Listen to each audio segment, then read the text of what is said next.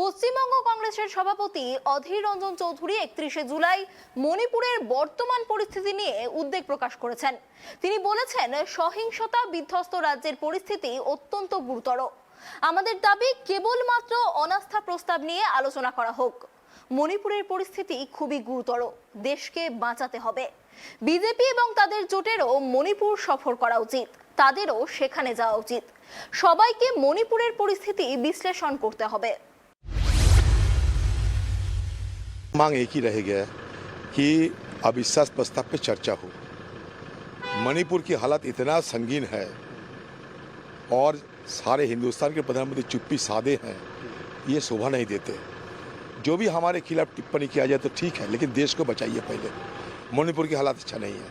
Sir, आज ground हम ये भी कहते हैं कि बीजेपी की तरफ से भी सारे सत्तारूढ़, बीजेपी की तरफ से भी सारे सत्तारूढ़ पार्टी के जितने घटक दल है वो भी सारे मणिपुर की दौरा करें, जैसे हम लोग किए हैं। उनसे हमसे ज़्यादा गठबंधन की उनकी सदस्य है। सबको लेकर वो भी चले और मणिपुर की दौरा करें, क्योंकि मणिपुर की जो आज हालात है इसको जायजा लेना सबके लिए ज़रूरी है।